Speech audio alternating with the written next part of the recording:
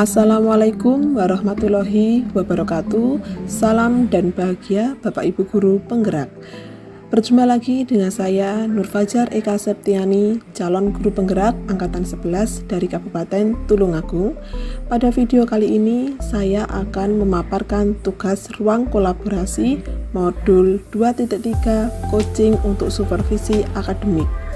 Pada video kali ini saya akan memainkan dua peran, yakni yang pertama saya sebagai coaching dan yang kedua saya sebagai coach. Selamat menyaksikan. Sudah. Oke. Assalamualaikum warahmatullahi wabarakatuh, Bu Eva. Waalaikumsalam warahmatullahi wabarakatuh, Bu Eka. Oke, bagaimana kabar Ibu? Alhamdulillah baik, Bu Eka. Oh iya, Bu.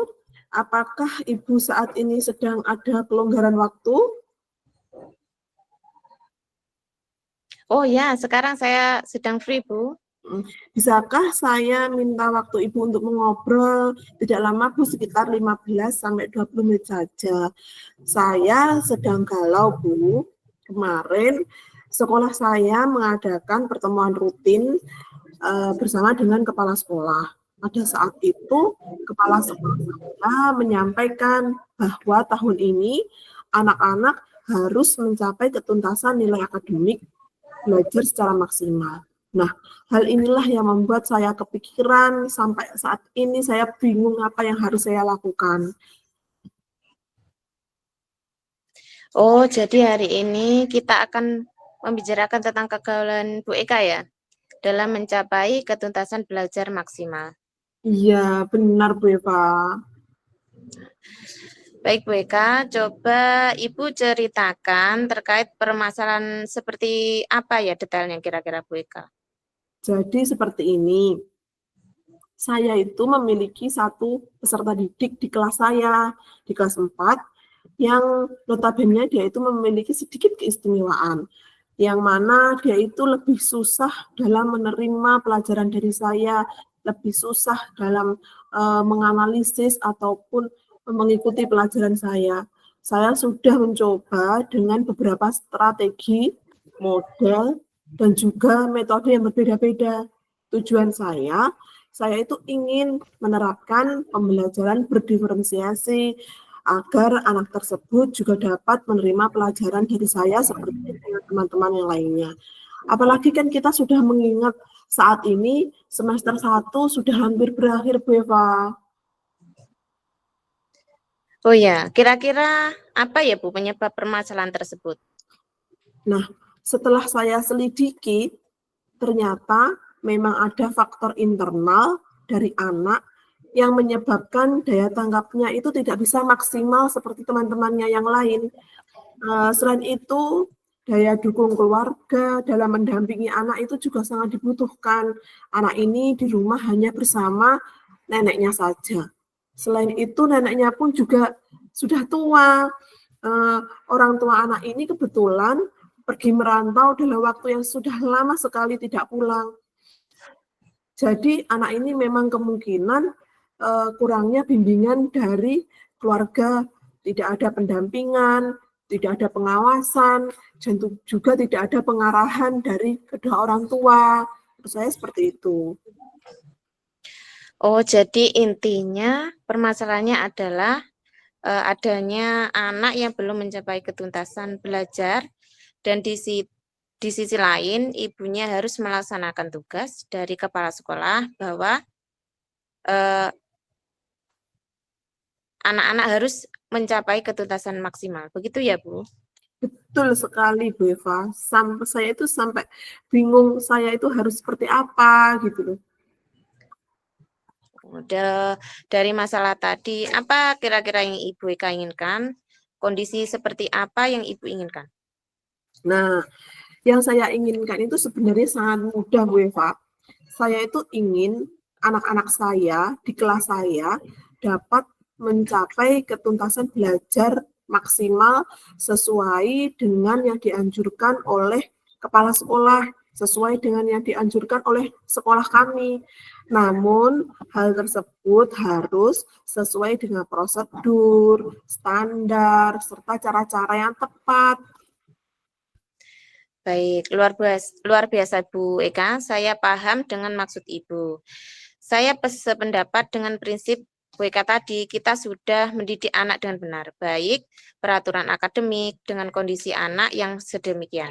Apalagi kita memasuki akhir semester ya Bu, kira-kira harapan seperti apa yang Ibu targetkan untuk anak-anak tersebut? Iya, karena memang kita terbentuk dengan waktu ya Bu Eva ya. Saya itu ingin mereka dapat mencapai ketuntasan belajar maksimal. Ya, walaupun tidak sesempurna dengan nilai seperti nilai teman-temannya sih ya, dengan nilai maksimal, tapi setidaknya mereka itu dapat menguasai materi yang saya sampaikan, mereka itu dapat menerima apa yang saya ajarkan, mampu menganalisis, dan juga paham gitu loh Bu dengan materi-materi yang disampaikan, walaupun sebenarnya mereka itu tidak sampai pada nilai yang maksimal. Itu. Maksud Ibu dengan nilai tidak maksimal itu seperti apa ya? Bisa Bu Eka jelaskan? Begini Bu, saya itu berharap mereka itu bisa mengerjakan tugas-tugas dari saya berdasarkan dengan kemampuan sendiri, berdasarkan dengan faktor internal mereka sendiri. Intinya anak-anak itu bisa memahami materi saya walaupun nanti hasilnya mereka itu belum sesempurna teman-teman yang lainnya karena memang saya tahu karena kalau faktor internal itu juga kita juga tidak semudah membalikkan telapak tangan untuk mengatasi hal tersebut seperti itu loh Bu Eva. Oh, jadi yang saya tangkap ya Bu, Ibu itu menginginkan anak memahami materi yang Ibu sampaikan walaupun mungkin tidak sempurna. Seperti itu Betul ya Bu Bu. Eva, karena saya itu memang paham bahwa anak tersebut kan memang ya pada awalnya itu memiliki permasalahan dari faktor internal atau dalam dirinya sendiri. Luar biasa Bu Eka. Kalau menurut Ibu, apa yang akan Ibu lakukan untuk mempertahankan prinsip Ibu serta juga dapat memenuhi target sekolah? Nah, iya Bu, saya di sini ingin memikirkan hal tersebut dengan cara berdiskusi dengan Bu Eva. Kemungkinan Bu Eva mungkin nanti bisa memberikan saran kepada saya ataupun tentang sumbangsih, tentang pemikiran kepada saya, seperti itu. Kalau saya tangkap sih Bu, Bu Eka itu sudah maksimal dalam menangani permasalahan ini. Jangan putus asa ya Bu. Iya. Pendekatan apa ya Bu kira-kira efektif untuk anak tersebut? Tindakan apa yang cocok untuk Bu Eka? Ya. Sebenarnya ada beberapa upaya sih Bu yang saya lakukan. Salah satu di antaranya adalah berusaha mengunjungi keluarganya untuk bekerja sama agar anak tersebut juga dapat pendampingan di rumah. Jadi selain mereka itu belajar di sekolah, mereka itu juga mendapatkan pendampingan di rumahnya masing-masing.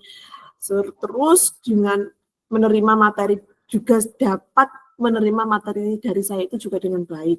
Saya juga menyampaikan kepada teman-teman di kelasnya agar mereka itu sering-sering mengajak anak ini untuk belajar bersama.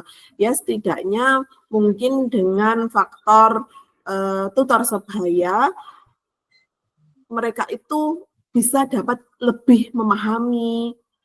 Terus kalau seandainya Bu ya, mendekatan dari itu mungkin saya bisa memberikan tambahan jam belajar pada mereka di luar jam pelajaran di sekolah. Bagaimana ya Bu ya?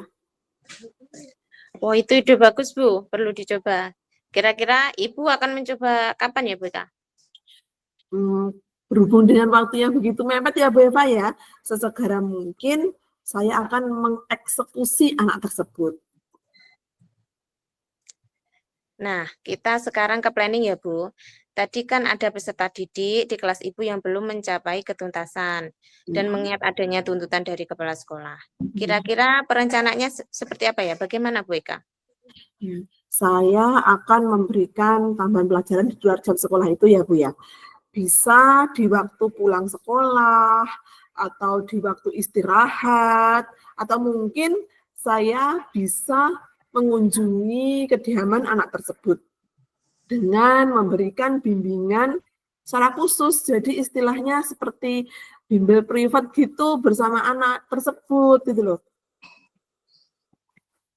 Oh, kira-kira pihak yang Ibu ajarkan kerjasama siapa saja, Bu?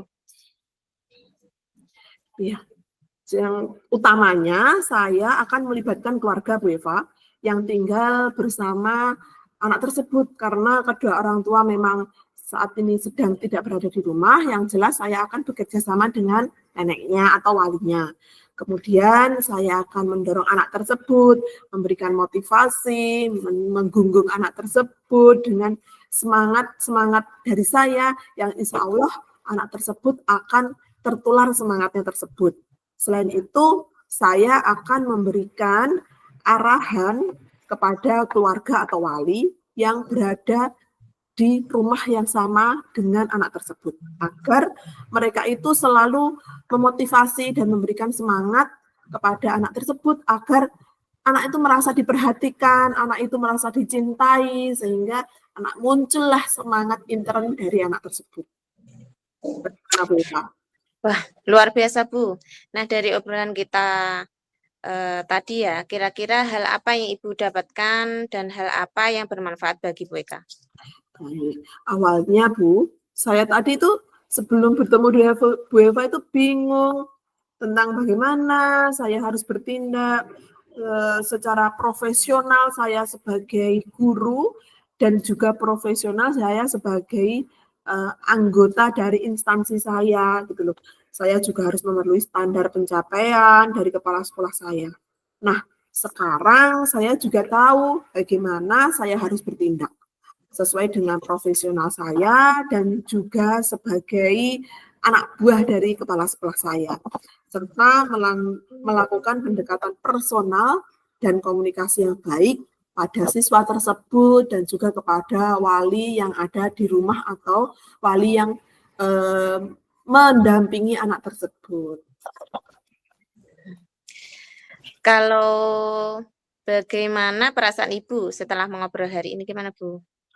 Alhamdulillah, perasaan saya itu sekarang menjadi lebih plong Bu Eva dari awalnya yang memang galau karena bingung dengan upaya apa yang harus saya lakukan, usaha apa yang harus saya lakukan sekarang. Saya sudah memiliki atau mendapatkan solusi, saya menjadi lebih tenang. Semoga apa yang saya terima ini juga dapat bermanfaat itu loh Bu ya. Terima kasih Bu Eva ya atas waktu dan dukungan dari jenengan.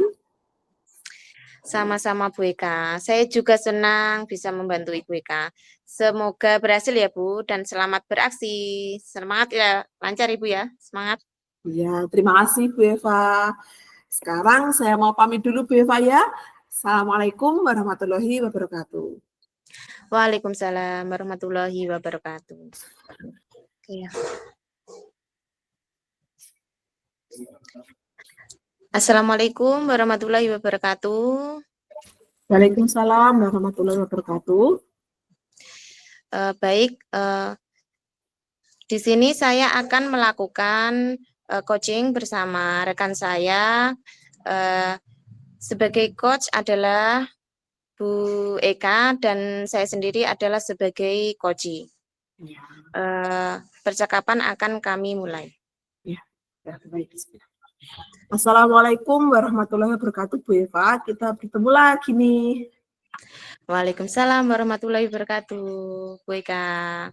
Ya, terima kasih Bu Eva sudah meluangkan waktu untuk sesi coaching kita hari ini.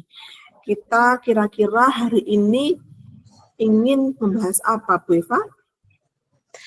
Begini Bu, kali ini saya ingin membahas tentang kegiatan pembelajaran di kelas saya, Bu. Saya merasa kesulitan sekali mengelola kelas, terutama saat siswa mulai ramai dan sulit diatur. Saya sudah mencoba, Bu, berbagai cara, tapi hasilnya tetap kurang maksimal. Oh, begitu. Jadi, saya mengerti sih. Mungkin Bu Eva bisa menceritakan lebih detail tentang situasi yang membuat Bu Eva merasa kesulitan tersebut. Misalkan, kapan biasanya kelas menjadi bising dan apa kira-kira sumber masalah anak-anak tersebut menjadi sulit untuk diatur seperti itu, Bu Eva? Begini Bu, biasanya kelas saya itu menjadi bising saat saya menjelaskan materi Bu, atau ketika siswa-siswa itu mengerjakan tugas kelompok. Mereka seringkali bicara sendiri, ada yang mengganggu teman, ada yang lari-larian, pokoknya sulit fokus dan sulit diatur Bu. Oh, seperti itu. Terima kasih atas informasi yang Ibu berikan. Dari apa yang Ibu ceritakan tadi, sepertinya Bu Eva sudah loh mencoba berbagai cara untuk mengatasi hal tersebut. Apa saja sekarang coba ceritakan apa saja yang sudah Ibu coba? Sebenarnya saya itu sudah mencoba memberi peringatan Bu kepada anak-anak itu. Bahkan sampai menaikkan suara saya Bu. Tapi hasilnya itu tidak bertahan lama. Mereka itu setelah diingatkan itu mereka kembali lagi Bu, kembali ramai, kembali ricuh. Nah, sekarang mari kita lihat dari sudut pandang yang berbeda, Bu Eva. Apa yang menurut Bu Eva menjadi penyebab utama dari permasalahan tersebut? Mungkin karena materi saya ya Bu, yang saya ajarkan itu kurang menarik atau cara penyampaian saya yang kurang efektif. Selain itu mungkin juga apa ya Bu, apa karena siswa merasa bosan atau tidak terlibat dalam pembelajaran seperti itu. Baiklah, sekarang mari kita fokus pada satu hal yang menurut Bu Eva paling sangat mungkin menjadi penyebab permasalahan tersebut. Misalkan, apakah Bu Eva merasa memang materi yang Bu Eva ajarkan itu memang kurang menarik? Apakah seperti itu? Saya rasa iya Bu, materi yang saya ajarkan terkadang terlalu teoritis dan kurang relevan dan kehidupan sehari-hari siswa. Saya itu biasanya hanya menyampaikan materi dari buku, terus anak-anak suruh membaca, kemudian mengerjakan, seperti itu Bu. Jadi sepertinya Bu Eva terlalu klaksikal ya mengajarnya. Iya. Oke, mari kita coba mencari solusi bersama tentang masalah ini Bu Eva ya. Apa yang bisa Bu Eva lakukan untuk membuat materi pelajaran itu menjadi lebih bermakna, lebih menarik, lebih relevan, sehingga anak-anak itu bisa tertarik. Kira-kira apa Bu Eva ya? Mungkin saya bisa menggunakan lebih banyak contoh nyata atau melibatkan siswa dalam kegiatan yang lebih interaktif, seperti diskusi kelompok atau proyek kecil, kemudian penggunaan media yang bervariasi, seperti itu mungkin Bu. Baik. Sekarang mari kita rencanakan aksi yang konkret Bu Eva. Apa yang akan Ibu lakukan minggu depan ini untuk menerapkan ide-ide tersebut? Saya akan mulai dengan mempersiapkan materi pelajaran yang lebih menarik dan interaktif. Ya. Saya juga akan mencoba melibatkan siswa Bu dalam diskusi kelompok pada awal pelajaran untuk meningkatkan partisipasi mereka. Oke. Kemudian Bu Eva, daya dukungan siapa yang Bu Eva butuhkan dari sini? Apakah ada hal yang lain yang ingin Ibu diskusikan? Mungkin dukungan dari Ibu Eka ya, karena selaku rekan sejawat saya. Terima kasih ya Bu Eka atas dukungannya. Saya rasa saya perlu belajar lebih banyak tentang strategi pembelajaran yang inovatif. Mungkin kita bisa bertemu lagi ya Bu untuk membahas inovasi pembelajaran yang lebih menarik lagi ya Bu Eka. Baik, jadi gimana nih perasaan Bu Eva? Apakah setelah kita melakukan coaching hari ini, Bu Eva menjadi lebih tenang atau bagaimana perasaannya? Apakah masih mungkin ada perasaan mendongkol atau mengganjal lainnya? Tentu saya sangat senang Bu. Melalui coaching ini hal yang awalnya saya pendam akhirnya bisa saya utarakan. Terasa plong Bu Eka. Oke, terima kasih Bu Eva ya telah meluangkan waktu kita ngobrol. Bu Eva mempercayakan kepada saya. Tentunya di lain kesempatan lagi untuk membahas tentang kemajuan dan progres Bu Eva dalam meningkatkan kualitas pembelajaran Bu Eva di kelasnya. Iya Bu Eka, siap. Oke, kalau seperti itu, mari kita kembali ke kelas masing-masing Bu Eva ya. Saya akan mengajar di kelas saya lagi, dan Bu Eva harus lebih semangat lagi untuk mengajar di kelas Bu Eva. Semoga berhasil dengan ide-ide Bu Eva dan dengan gebrakan-gebrakan yang lebih inovatif lagi. Assalamualaikum warahmatullahi wabarakatuh. Waalaikumsalam warahmatullahi wabarakatuh. Terima kasih Bu Eka. Ya, sama-sama. Oke.